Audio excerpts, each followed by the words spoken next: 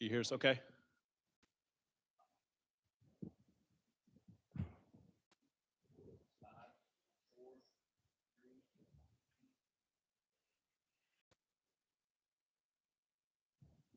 Good evening. My name is Jerron Hollis. I'm the Managing Director of Communications and Public Engagement for the City of High Point.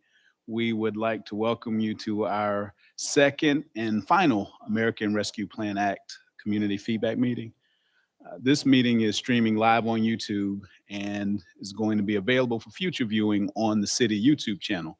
If you're watching on YouTube, we're monitoring comments and questions, so feel free to provide those comments to us throughout the presentation. For those in attendance today, we have surveys available if you've had a chance to receive those. And for those who are viewing online, there will be a survey available until December 3rd. If you want to take the online survey, visit the city's website, www.highpointnc.gov/ARPA, A-R-P-A. We are really pleased about the great turnout that we had on Tuesday, and we're also excited about those of you that have decided to join us tonight. Many of our neighboring communities are in various stages of the process of discussing how these funds, the ARPA funds, can be used to make a difference in their community. Our city council and our city manager recognize the importance of public feedback and buy-in. So we're at a stage in the process where we want to hear from you. Per our friends in finance, we do need to note that we're in what's called interim guidance, with funds awaiting a final rule. So essentially, this means that we're waiting for final clearance on how the funds can be used. Finally, we expect to hear a number of great ideas about the use of these funds in the community. We want to note that by state law, there are certain functions that cities are able to do, others that counties can do, and still others that might be state or federal responsibility. So some of the topics discussed tonight might not fall into our bucket. If not, we'll make sure that those ideas are captured and shared with the appropriate agency. Right now, I want to thank our teammates here at the museum for making this facility available. I want to recognize our senior staff, city officials in the room, and our elected officials. If they're coming in, we'll give them an opportunity at some point to share their reflections. I'm joined by Sarah Ellis with our partnering company, Public Participation Partners. Sarah is one of the consultants that's assisting us with the process. And before I turn it over to her, we're going to have some sessions, some parts of the sessions where we ask some questions. So we'll have someone that'll bring a microphone to you. As you answer the question, we just ask that you stand up. Since we are streaming it, we don't want you caught behind the heads in front of you. So at this time, I'll turn it over to Sarah, and she'll take us in the next step of the process. Sure. Thanks for that introduction. Before we get started, I just wanted to mention we do have translation services available, and Liliana will raise her hand behind y'all. So if that is needed, Liliana's in the back, and she is happy to translate to Spanish. All right, so we'll get started into our agenda today. Okay. So yeah, thanks for the welcome. And today's meeting, we'll have a brief overview on the American Rescue Plan Act, or ARPA funds, how they can and cannot be used. And then we'll move into a discussion on the topic focus areas. This will be followed by a question and answer session, and we'll finish up with final comments, then close the meeting to talk about the next steps in the process. So how to participate. The main purpose of today's meeting is that we want to hear from you. The majority of the time today will be focused around some discussion questions that we'll get to in a little bit. But for those of you who are here in person, as Mr. Hollis mentioned, please raise your hand and a staff member will provide you with a microphone during the discussion. For our folks watching on YouTube, please leave your input in the comments section and staff will read aloud the comments as time allows. We also encourage folks to complete a paper survey on the table over there with Janetta as time allows, or an online survey, and the link is on the bottom of this page and the additional slides as well. So for a brief overview of the American Rescue Plan Act, or ARPA funds, we'll provide a brief overview, and then we'll talk about how the funds can and can't be used. So the US Department of Treasury under ARPA allocated $362 billion for the American Rescue Plan Act, coronavirus state and local fiscal recovery funds. This bill includes over $1.3 billion for cities and towns in North Carolina. the City Council of High Point accepted the award of just over $22 million and would like to hear from you about how to allocate this funding. So what are the focus areas? ARPA funding can be used to support a handful of topics. The City of High Point is going to focus on the following uses: addressing negative economic impacts, water and sewer infrastructure, and general government services. Here are some things that ARPA funding cannot be used for. This includes deposits to rainy day funds or financial reserves, because this would create savings for future spending rather than responding to immediate economic, pandemic, and recovery needs. Deposits into defined benefit pension funds, unless these are part of routine payroll contributions to pensions for employees whose wages are an eligible use of the funds. Funds cannot be used for paying any city debt incurred prior to March 3rd of 2021. Funds cannot be used to reduce the tax rate or to delay an increase in taxes, nor can they be used for legal settlements or judgments, except for any services that would respond to the public health emergency. Additionally, they cannot be used for general infrastructure spending outside of these eligible uses or for non-federal match for federal programs. Now that we have an understanding of how the ARPA funds can and cannot be used, let's talk about how you and your community would like to see that funding allocated. Next, I'm going to ask some questions based on the specific areas that the funds can be used for, and we'd like to hear from you about where allocating these funds would best serve the community. Please raise your hand if you're here in person, and Janetta will bring you the microphone. If you're watching the YouTube stream, please provide your input through the comment section. We'll read out some of the responses as time allows. And as we mentioned before, we also have paper surveys in the back that folks are welcome to complete to provide your input. For our first question, what negative economic impacts from COVID-19 does the City of High Point need to address?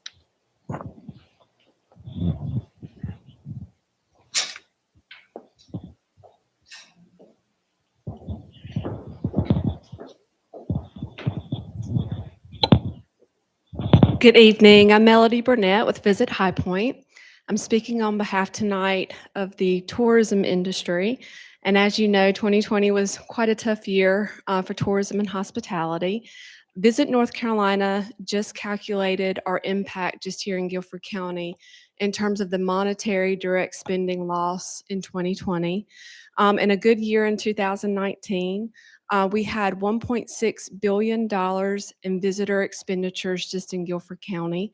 In 2020, that was cut by 47.5% to $849 million. And I know those are a lot of big dollars that I'm touting right now, but just to break that down, in 2019, that would be a dollar savings of about $204 per household because visitor expenditures are being directly impacted in our economy. So that's a really great thing.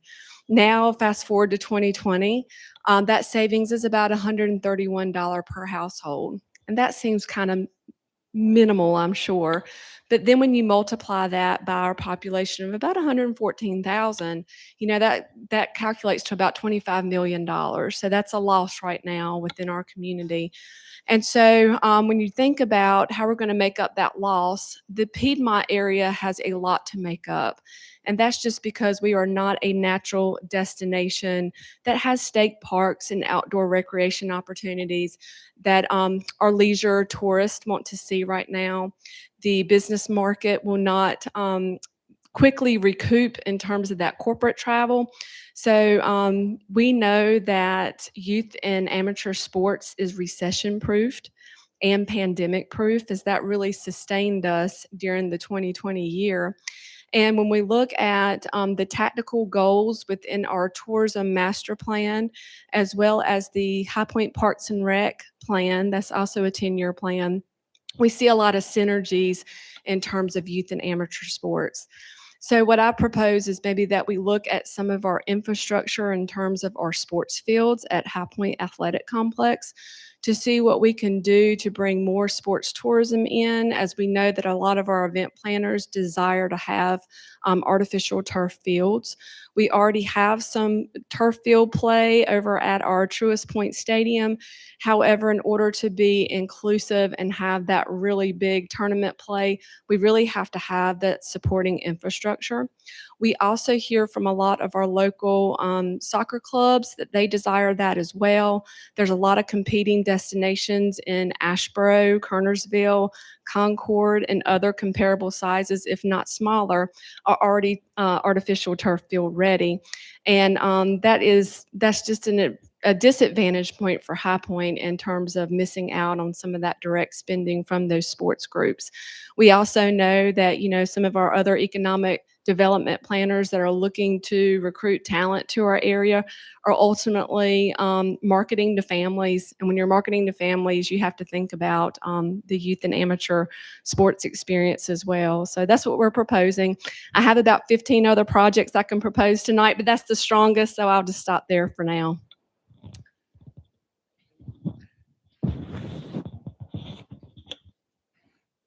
Hi. All right. I'm Laura Way. I'm actually with Arts Greensboro in Greensboro, but I'm here with my colleague, Debbie Lumpkins from the High Point Arts Council.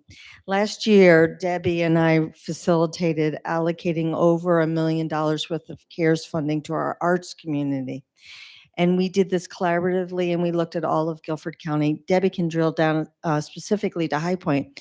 But in High Point, we help support organizations from TAG to the High Point Ballet to Southwest Renewal Foundation, the High Point Arts Council, and many more here in High Point.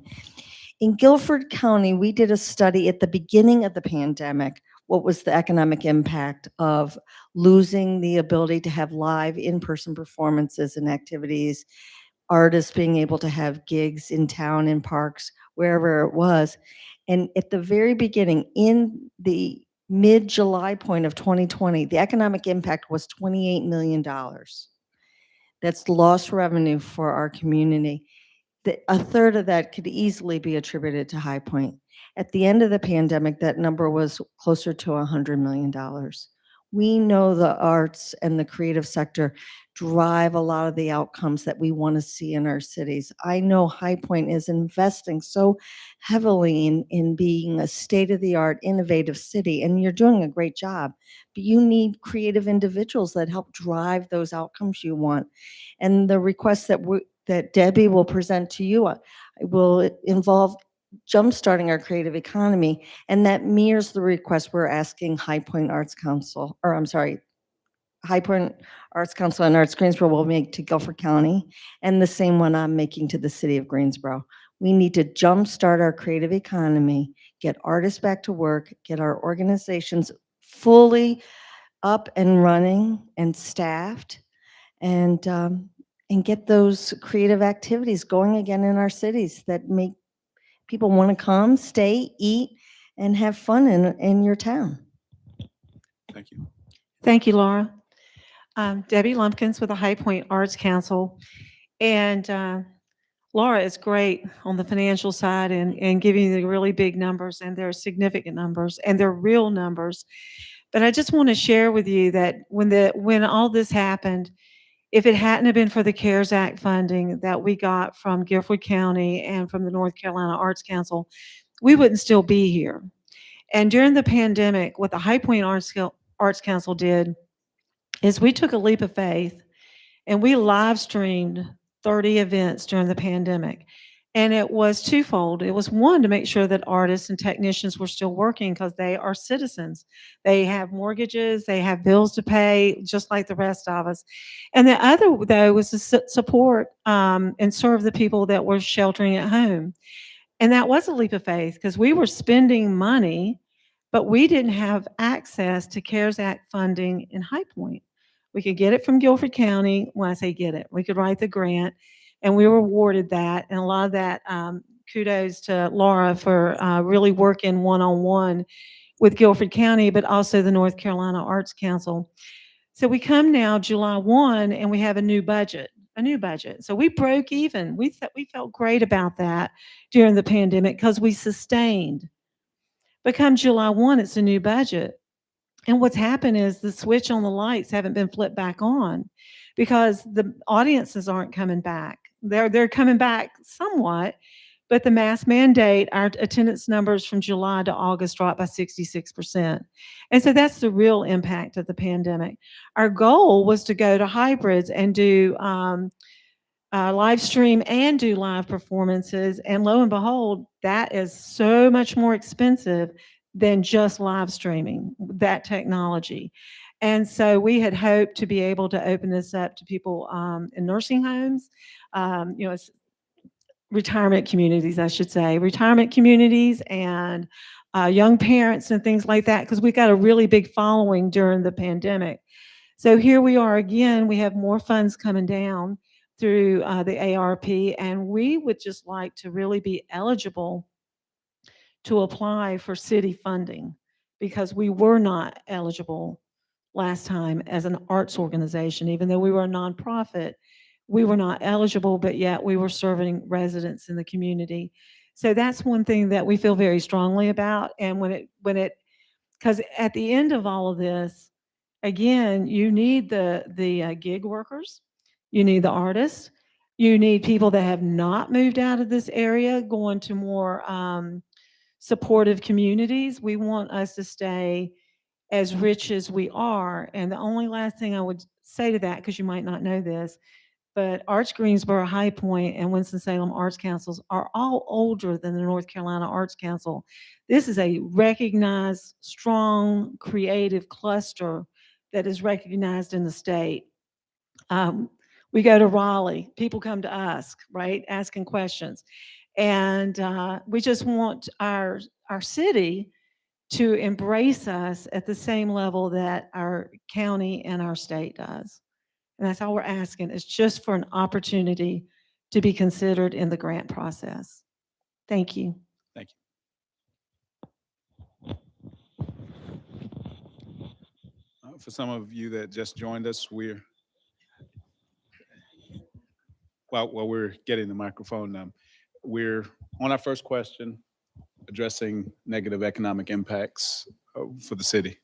Dorothy, please. Well, the disadvantaged areas of High Point suffered the worst from the disadvantage of COVID-19, COVID-20, and COVID-21. But I'm going to talk about water sewer tonight, on West Green, make West Green Street green again. So that's not a very exciting project, but it's still a very important project for clean water in Richland Creek. But I do want to emphasize what both Laura and Debbie have said, and of course, great Melody Burnett, that we really need to pay attention to our creative class and our artists, and our public art, of course, which we love in Southwest High Point, because that affects all people. It's one High Point, like they said, one Guilford. And it really does attract younger people that are creative, because not everybody learns the same way. So you really need public art presence and ability to connect with the arts for all people. I mean, it's from the very highest to the very lowest. Arts are an equalizer, and so are sports. And I think we need to, Tony Collins, our co-chair of the Southwest Renewal Foundation, has talked about the cement plant along the Southwest Greenway, about being a great skateboard park at some time in the future. And that was a great idea coming from a citizen, that, and it's something, we just need to, all I'm doing is echoing what Laura has said, and Debbie and Melody. And also at a later time, I'd like to talk about the project we would like to support. And again, talking about this should be a partnership between High Point, American Rescue Plan Act funds, and also Guilford County American Rescue. I think if we can collaborate and not just live in our silos, we can become stronger and have stronger projects. So I think we really need to think about projects that coordinate with each other well, that both entities, the 104 million from Guilford and the 23 million from High Point, can both support together to make us stronger as a county. But I'll talk about water sewer later. Thank you. Any other comments? Coming. Hi, I'm Bernita Sims, and I have a lot of stuff to talk about, but I'm going to be mindful. Yes, you said it, transportation. So during this period of COVID, and we all experienced or know what has happened to individuals in our community who are trying to find jobs, trying to get retrained, trying to get reemployed. And so when we look at where the jobs are located in our community across the county, where we have, as communities, offered incentives to companies to come into our community, we have folks that can't get to these jobs. And I promised myself that whenever I was given a microphone, I'm going to talk about transportation. And so one of the things that we find, because we run an employment, job training and employment organization, what we find is that where those jobs are located, our buses don't go. And as a result of that, even though we talk about the improvements that have been made with wages in our county, how much better we're doing in that realm of what salaries are being paid, 17, 18, sometimes $21 an hour, that's happening in the county. We can't get these individuals to the jobs. The transportation system in High Point still is not where it needs to be. Although that we went and we did the survey and we worked on what we were going to do a couple of years ago around transportation, it still has not addressed the real true needs of what needs to go on in this community. And so we can talk to people all day long, but if you don't have a private automobile, it's not going to happen. The buses don't run after hours. They can't serve at all second and third shift individuals in this community. And so at some point, even from a regional transportation prospect, and I say perspective, I say this all the time, we're not working with each other to fix that situation. So economically, I believe that if we could get people to the jobs, we have individuals are now supporting tax-paying citizens in our community, it can't help but lift the whole community as we go through this. And so I would like to see us relook at our transportation, look at where the buses are going, look at the fact that they're running sometimes, and I see this in Greensboro all the time. These buses are running and there are 10 people on the bus. That's ridiculous in a bus the size that they're running. So you go to smaller vehicles, you do some other things creatively to get individuals out 40, out 85, where these jobs are being incentivized to come into. The big boxes, I don't know how it's going to happen or work with them, but we find that individuals that are actually working are not High Pointers. And we've got to do a better job of making sure that individuals in our community, particularly those living in poverty, because that's what we're trained to do, is get people to move from poverty to self-sufficiency. We can't make that happen if we can't get them to the jobs. They'll never be able to afford private transportation if we can't get them to the jobs. So we need to talk about that with these dollars, how we can reinvest, do some other things to improve our transportation system. Second thing I want to talk about is homelessness in our community. And I know that we have some organizations that have come to the city. You guys have said you'd help with a white flag situation with these businesses. But as we look at what is going on with the job situation, what is going on with rents, what's happening with evictions, we look at individuals that are now homeless or will be shortly. So we have to figure out what we do about this situation. And that goes back to housing that is affordable, not affordable housing, because those are two different things. And so we have to figure out what we're going to do to help these individuals either stay in their apartments, stay in their homes, build housing that they can afford. Even if you make $18 an hour, you can't afford $1,200 a month in rent. And that's what we're looking at. We're in a situation now where investors have come in, purchased property, and I know we have no control over that. But at the end of the day, individuals are paying rents that they just can't afford. And that's unfair to them, because we're going to have a crisis in our community, already crisis. It's going to get worse than what it already is. So we need to be looking at ways that we can create housing that is affordable so individuals have some place to live. Third part of all of that, and I'm going to be done, is job training and employment services. We need to pay more attention to what it is we're doing and identifying what are the new jobs that are coming. How do we get individuals trained for those jobs so that they can make a decent wage? If you're a family, single parent with 3 children, you have to make $55,000 a year to be self-sufficient. And a lot of these jobs we have, it's not happening. So we need to look at what we're bringing into the community, who we're incentivizing to come, and how we create pathways for individuals to get to that $55,000 a year so that they are self-sufficient. And as they move towards that path from poverty to self-sufficiency, each time they get an increase in a wage, it takes away a benefit that they have. So that means I get less in food stamps. My rent goes up if I'm in a subsidized housing unit. All these things happen and impact these families. So I look at it and say, if we want to truly make sure that we're raising up the whole community, number one, you guys need to start funding more nonprofits. We don't do that in High Point very well. And so there are many nonprofits in this community that are doing work, doing great work. But you can't come to the city and ask the city to help us in the work that we do. And we're working extremely hard to try to create an economy and a city where everybody gets lifted up in the process. So I would ask that we look at our nonprofits who come, make sure that nonprofits are in the mix and that they can apply for this funding. And number one, hold them to the promises that they make of what they intend to do when they get those dollars. But I think that we should be a part of what that process is as you move forward with our funding. Thank you. Thank you. Other comments? We don't introduce ourselves. We think we all know each other. I'm Dorothy Dorr of the Southwest Renewal Foundation, but some of you might not know, the consultant might not know. But I think American Rescue Plan funds were actually made for disadvantaged communities and for projects that expand across the whole of, not just for the wealthy, not just for the non-opportunity zone areas, but projects that can expand across the whole area. I mean, my project, which is water sewer, is going to be in a disadvantaged community and meets all the qualifications for American Rescue Plan funding. But in many senses, so does public art and transportation and the arts. So I just wanted to make, I think we sometimes forget that these funds are really emphasizing the disadvantaged communities.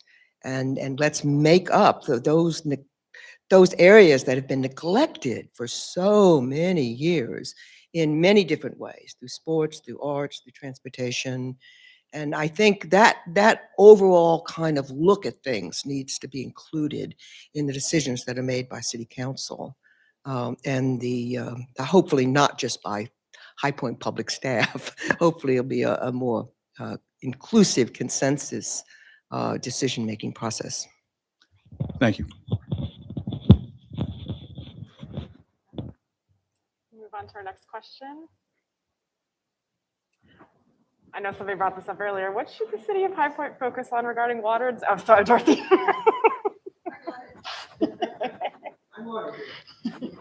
We just got $19.8 million.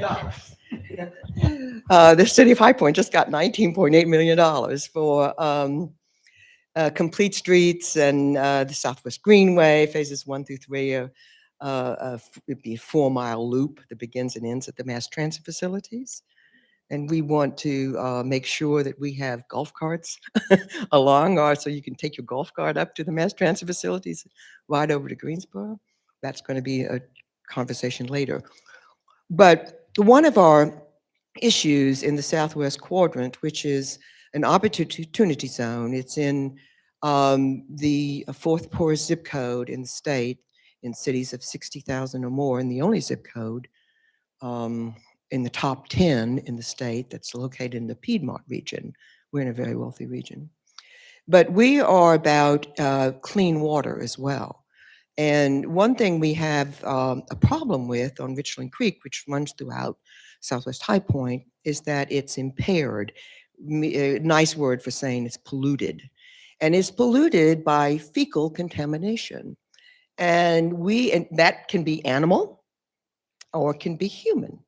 And we do not live in an agricultural area. So this Southwest High Point is inner city, Southwest High Point, US Census Tract 143. And so we are suspecting that it is a sewer leak. We don't know because the city's never tested whether it's animal or human. But since we're in an urban area, it's non-agricultural, we don't have any herd of cows around us. We have a few raccoons, a few groundhogs, some, dogs and cats, but not enough to pollute the creek, which is the headwaters of Richland Watershed that flows into Randleman Reservoir, and also the Cape Fear River Basin. We're at the headwaters, Piedmont to the sea. It starts right here in High Point, Southwest High Point, where it emerges. And what we're suspecting, the Southwest Renewal Foundation, after lots of different planning studies and talks with experts, and We suspect that it's probably coming from an aging sewer line, maybe just a pin leak, because there's no poop floating in the creek. Joe Blossom said, "Is there poop floating in the creek?" I said, "No, no, no, Joe, there's not poop." But it has to, it's detected by micro, but it means that there's not living organisms in the creek because of this contamination. So what we would like to tag on to is past planning for West Green Drive. And West Green Drive has water sewer from 1926. I brought 7 copies of this, people, pictures, and make it into the 3 blocks from South Main to West Russell. Make it into a green street, using US EPA guidelines, which is soak up the rain where it falls. So you stop the stormwater down, but also put new water and sewer in that 3 blocks.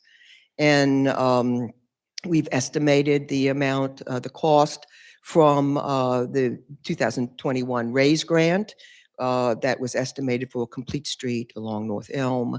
We're just talking about 1,800 linear feet. So we could estimate it, kind of, do a percentage sort of, because they're doing new water and sewer along that too.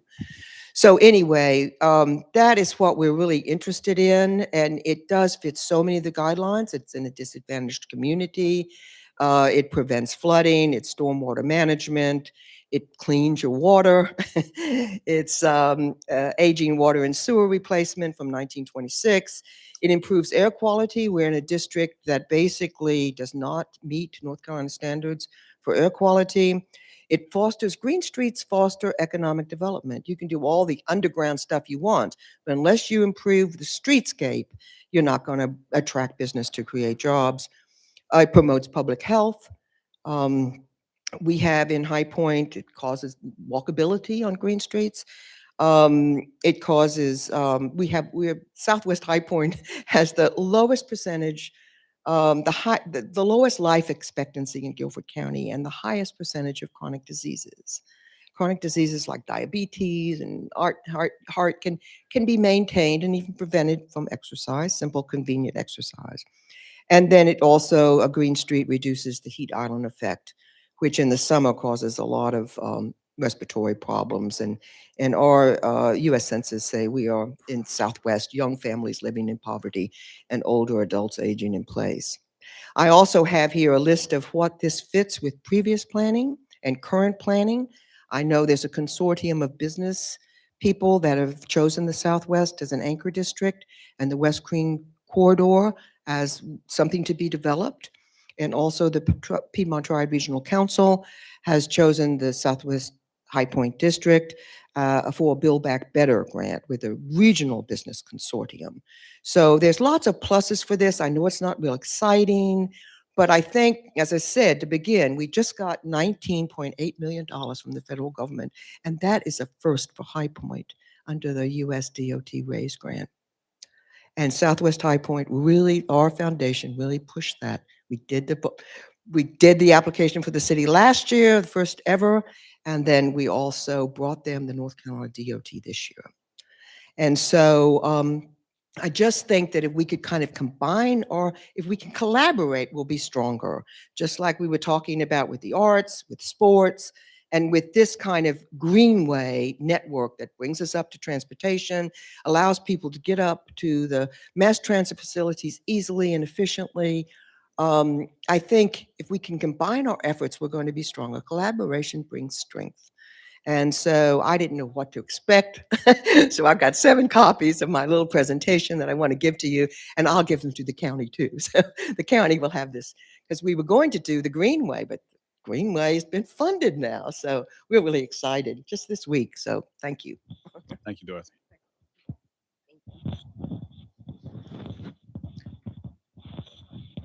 Any other comments on water and sewer? Is there anything that Dorothy didn't cover? Water and sewer is important, but especially when it's located a block and a half north of the creek emerges. And it's pretty evident that I think it's coming from West Creek. Thank you. Thank you, Dorothy. All right, no other thoughts on that one? Can move to How about general services? What general services should the city of High Point focus on? General government.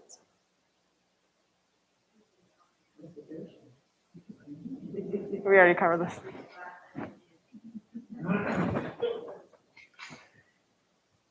Any of the general High Point services that we haven't talked about that someone wants to make a comment on? Okay. I'll wait if somebody else wants to speak. I just want to say, going back to Melody's presentation about how we attract individuals to come in, our visitors, and what we have to offer. And I would love to see the city concentrate on doing some improvements at Oak Hollow Lake, the park. You know, we do the Coltrane Festival every year there, and each year we have to bring in all sorts of services in order to make that park work for what we're trying to do.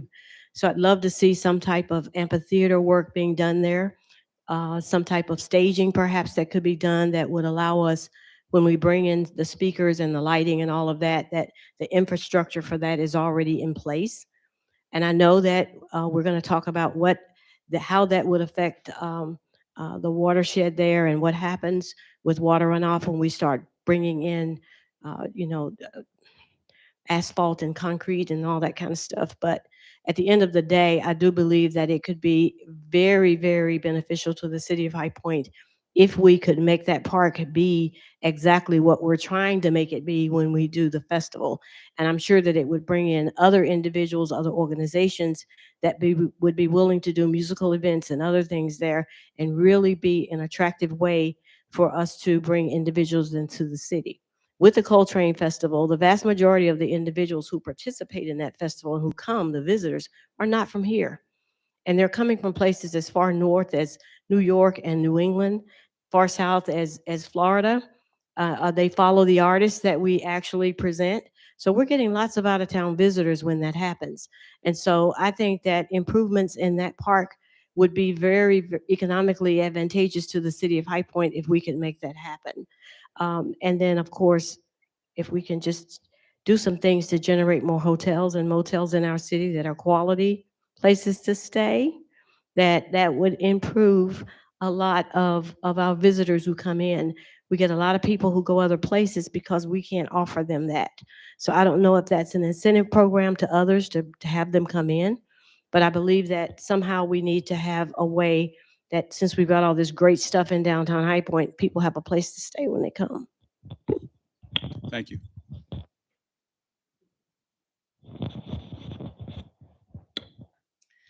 I just want to echo Bernita. I promise we didn't plan this ahead of time. She said all the things that needed to be said, but yes, Oak Hollow Festival Park is something that Parks and Rec and Visit High Point are both talking about in terms of staging, because of course that would make our nonprofit Friends of John Coltrane a little bit more sustainable in terms of their budget if we can get some more infrastructure on the lake. However, I do want to echo her point about transportation, since we are talking about government services, and from a hospitality industry standpoint, that is one of our number one requests from our hoteliers. They are very much challenged in getting their employees there to the work site. Some of our hotels do not fall nicely within the transportation map or the service map. So they're a little bit more challenged in terms of maybe offering them incentives to take Uber. And that might not be viable for everyone. So that is something that we need to look at in terms of transportation services. In terms of our Visit NC stats that I was just touting a little bit earlier, we went from 14,000 hospitality workers now to 8. So our hotels are vying for that kind of talent. And so when we're looking at other areas to bring them in, we really do need to address transportation. So thank you for bringing that up. Thank you. Other comments?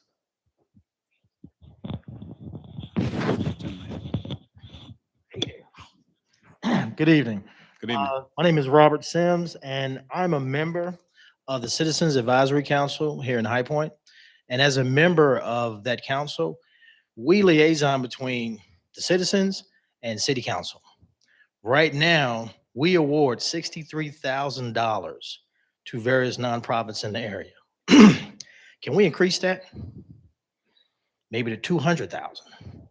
There's a lot of nonprofits that can use that kind of money, And since we got 22 million, let's increase that from 63 to say 263. That's it. Thank you. Other comments? All right, you ready for the next one? All right, I know y'all you started to touch on this, but what are some neighborhood improvement projects that can enhance the look and feel of our communities?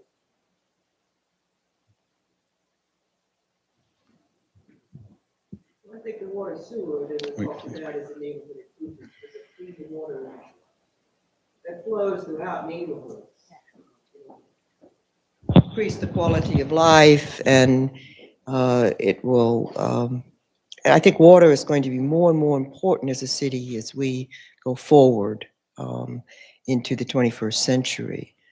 But I think, it's funny, but I think all of us have been talking about neighborhood improvement in a sense, these larger issues, but they all talk about neighborhood improvement as a one high point, not just as Northwest High Point or, higher up Northeast High Point or High Point University, but as really one high point.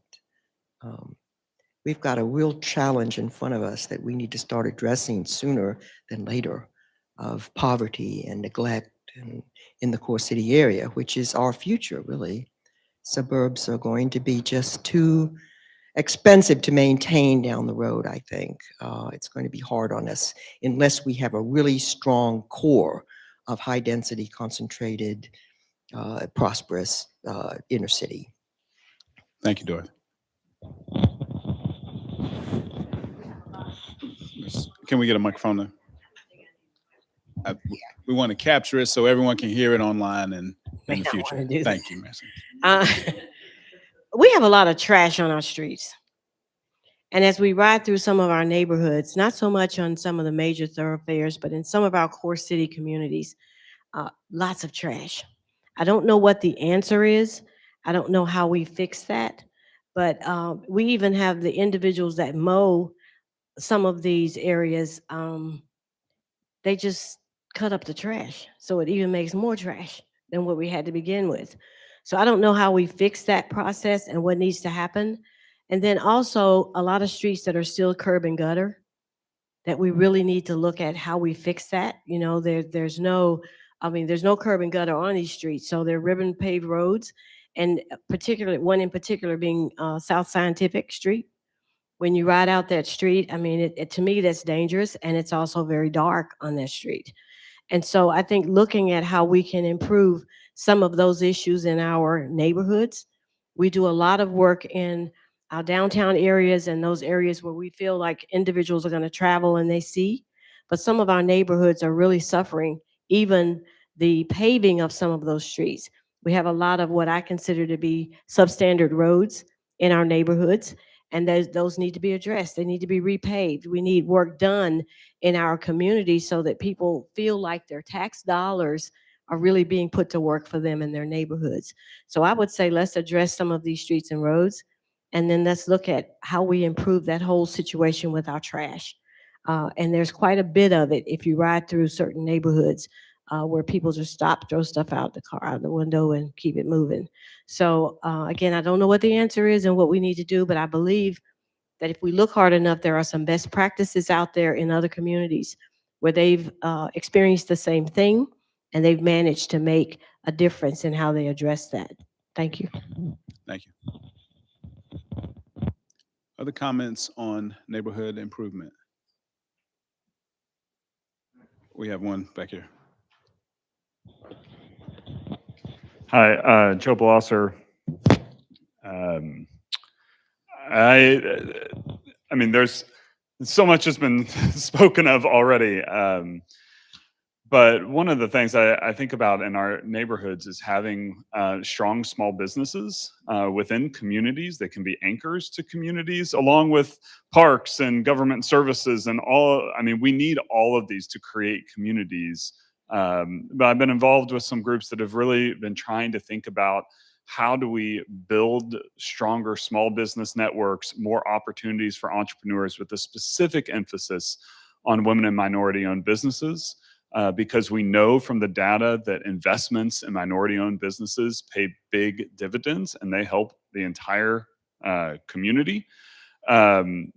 And so I think using these funds to find ways to support efforts like Thrive High Point, that's run through the Chamber of Commerce, countywide efforts that are trying to support minority-owned businesses so that they can grow. And we know from the data that the majority of minority-owned businesses are single owner. Like one person is all that's working there, right? Moving to 2 or 3 people, trying to grow capacity. When these businesses are located in neighborhoods in our community, that's good for our neighborhoods, right? That those neighborhoods can have strong anchors in them. And so using these funds to find ways to support those businesses that to help lift them to a level of self-sufficiency so that people can be making and earning enough in their work to be able to be contributors to the neighborhoods that they live in. Because the most important thing, I think, for strong neighborhoods is people who live and stay there, who own their homes and are anchors in their community and watch out for the kids in the community. And we've got to do everything we can, I think, to make that possible. Thanks. I think we have some online comments. We have a comment from Anna. It says, animal control does not operate on the weekend. It seems as though that should be a basic service. Thank you, Anna, wherever you are. Other observations, neighborhood improvement.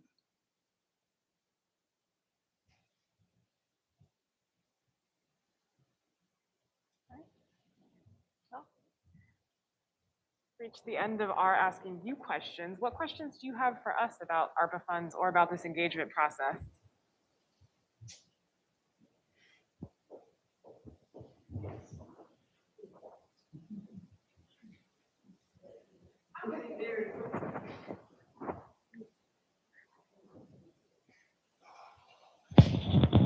Would be remiss if I didn't take an opportunity to talk about grocery stores in some of our neighborhoods. And we know the struggle that we have in High Point around food deserts and access to fresh fruits and vegetables. And we have some communities that the closest grocery store to them is between 5 and 10 miles away with no transportation. We're back to that transportation thing again.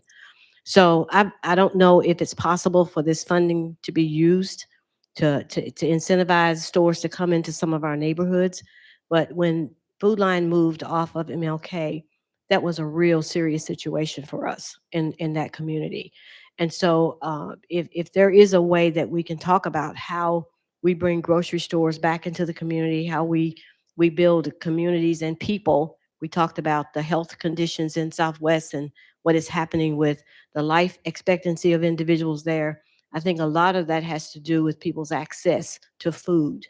And we know that that's a huge, so, we need to be looking at those things as we move through with this funding to see if there are opportunities to correct those things in our communities. It goes back to neighborhoods, it goes back to transportation.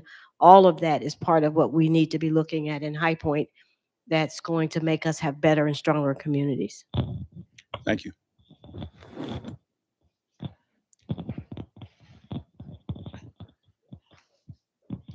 I didn't say this earlier because I wasn't sure if this applied, so you can tell me if it doesn't. But I know the city itself does not fund our schools directly; that those are run through the county. But I do think that I'd like the city to think about creative ways that it can support the education of our children. And that may be through supporting nonprofits that provide enrichment programs during the summer and after school care. Developing better broadband services throughout the city so that kids who are trying to learn remotely actually have Wi-Fi so that they can learn remotely.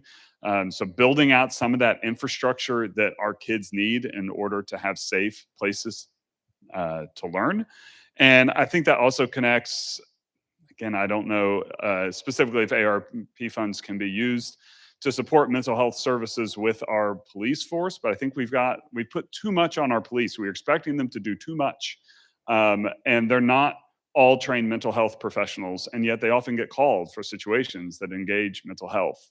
And we know that's a major issue among young people, especially coming out. getting back into the schools that they've had a lot of time at home and they haven't been seeing all the professionals that are in school buildings. And I know we need mental health care for our children and we need it for our whole citizenry. So finding ways to support positive mental health for kids and adults, and finding ways to support the learning that our children need outside the school building, because they're only spending a fifth of their time in the school building. And so we can't say education is just a county thing. That's not us in the city. They're spending 4/5 of their time in us, the city, where we have a responsibility for them. So finding ways to support that, I think, is critical. Thank you. Other questions, comments? Here at the front.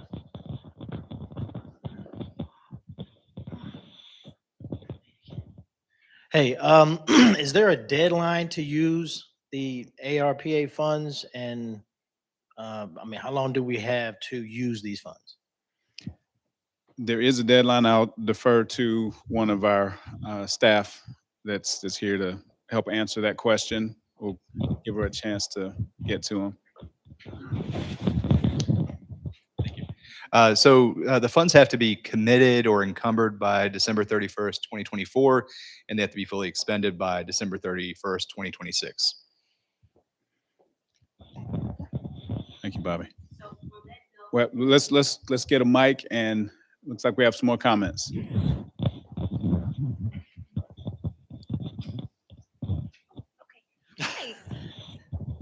Hello, my name is Courtney Lowe, and I am president at High Point Community Theater. We're sorry we're a little bit late, but we had rehearsal.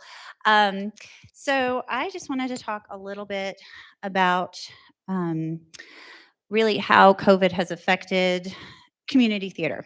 We are the only community theater here in High Point. We are volunteer run. We have no salaries. Everybody that runs our theater just does it on the side because we love the theater. COVID took, let's see, I wrote this down. We lost about $68,000 between March 2020 and June 2021. It was a big hit for us. And the fact that we're still standing is something that I'm really, really proud of.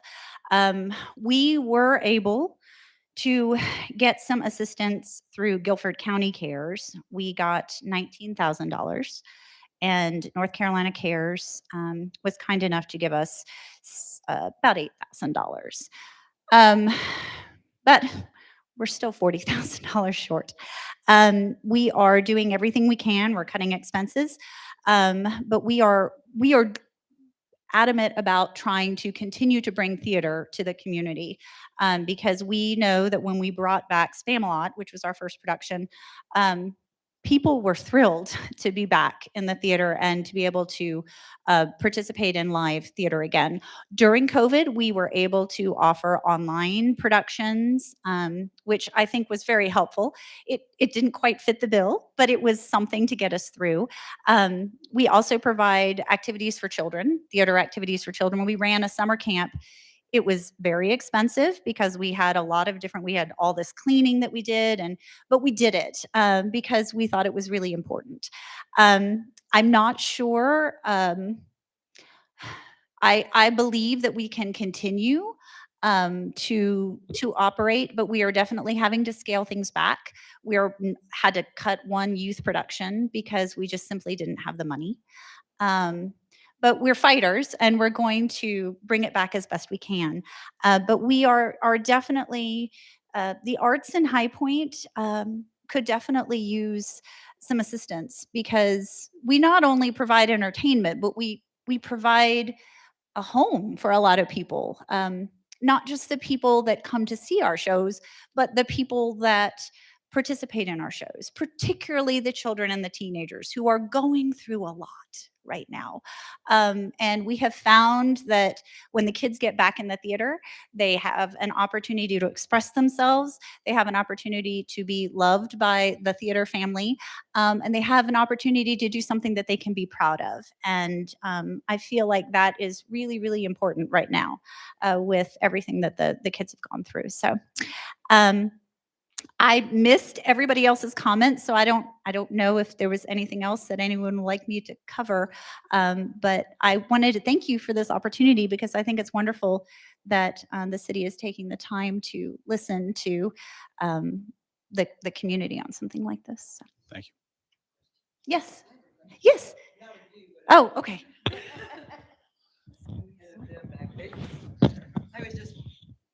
I was just wondering the process of how these good ideas will be decided upon. What has High Point established as that process to take these ideas and then to determine how they propose to use the funds? And what process are they involved with coordination of the funds over the entire county? Good evening. I'm Eric Olmedo, Assistant City Manager. The short answer is we don't necessarily have a process yet. This is the first step in the process is hearing from the community tonight and Tuesday night. We are going to report back to the City Council the questions or the comments that we have received, and we are going to build a process from there. But we haven't done that part yet because as was mentioned earlier, we're still from the Treasury Department, still working under an interim rule. So we get nervous, the accountant types get nervous when we start talking about spending federal funds without having rules yet. So that is part of the timeline that we're. Yeah. When you decide, will it be transparent? Yes. Will you share with the public how you making these decisions? Yes, it will be debated with the City Council, deliberated and decided with the City Council in public City Council meetings. So it will be very transparent. As far as the coordination that we have with the county right now, in my 15 years with the City of High Point, I feel like we've got the best relationship with Guilford County that we've ever had. And they have been very forthright in wanting to partner with the cities, all cities in Guilford County, and making investments that are going to be transformational. Right. And so using all our funds together to really make transformational change happen, which is the intent of these funds. And so that's kind of where we are in the process. So what I would like to say is just more to come. And also to add, thank you, Assistant City Manager Eric Omedo, for those comments. As far as transparency, we have on our High Point nc.gov/ARPA page, as we get feedback from the surveys, these questions, these comments, the feedback that we get from the online surveys for people that aren't participating, that information is going to continue to be out there. So this is a part of the process, but the book stays open until we get to the end, if you will. So this is going to be a part of that long process that Eric talked about. But what you're hearing, what you're seeing, and what other people are saying, we'll all be able to see it, as will the council, as we go into further steps of making those important decisions.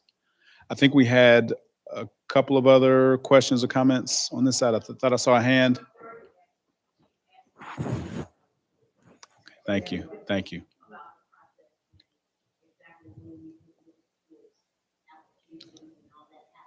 Okay. Can we get our microphone?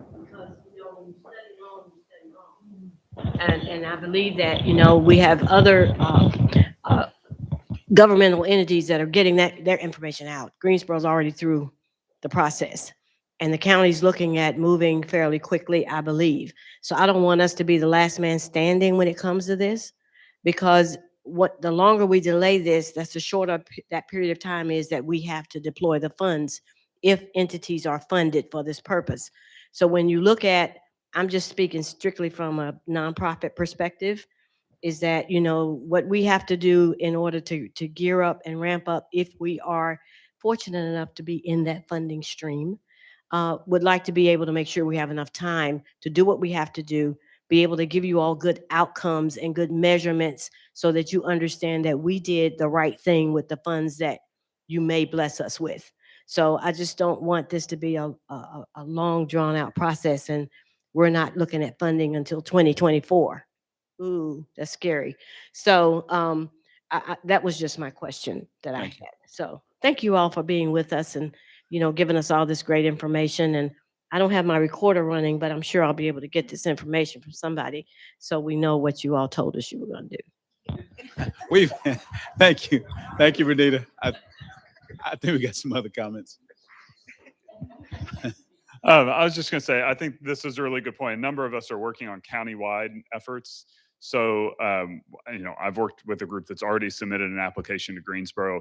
As much as we can work together so that the applications, the reporting, this sort of stuff isn't having to do it totally different for every entity would be awesome. Thank you. Please. So I did complete the City of Greensboro's applications, 13 questions, and I hope the Assistant City Manager has seen that application. It was very thorough. It was the hardest application I have ever written. It really made me do my research. But I think the questions were laid out there with intentionality, because by the time you answered that last question, that you understand what you just submitted, you had a plan. And they gave us room to have attachments for tables and metrics. And I think it was the best grant I've written. Hopefully it'll be funded. But please look at the Greensboro application. It is a very thorough one, and you have to answer some really hard questions. We had to go and look at what the city council's priorities are, what the strategic growth plan is, what the cultural arts master plan is. If you didn't know those things, you're not going to get funded. And it was worth the time. Oh, collaborations. Yeah, you're not getting funded unless you're collaborating. They'll tell you that. If you don't have collaboration in every single answer, don't bother. And I had collaboration in every single answer. High Point Arts Council, North Carolina Arts Council, Creative Greensboro, this county of Guilford County, the CVB, anyone I could name, I named, and I mean it. We will collaborate. Thank you. Do we have other comments?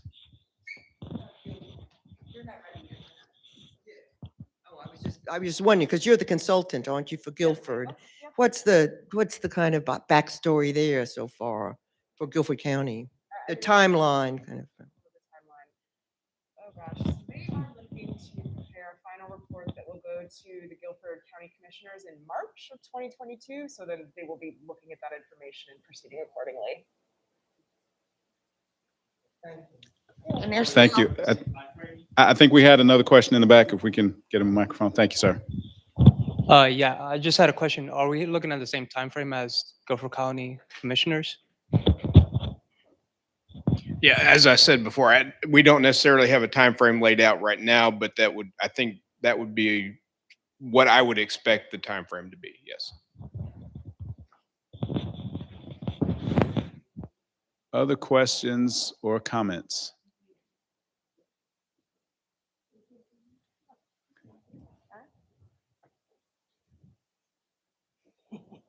Does anyone else have any final comments you'd like to share before we wrap up tonight? Going once, going twice.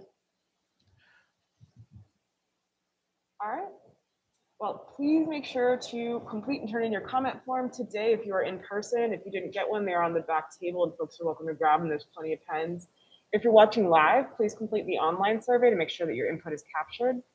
On the comment form and the online survey, you can provide your email address for future ARPA funding updates. These updates will include future opportunities to provide your input on the ARPA fund priorities.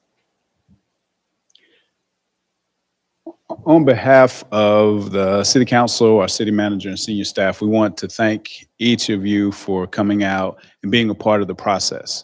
This truly can't be successful unless we have the feedback and the voices of the people who the funds are going to impact. So we're truly thankful that you decided to spend part of your Thursday with us.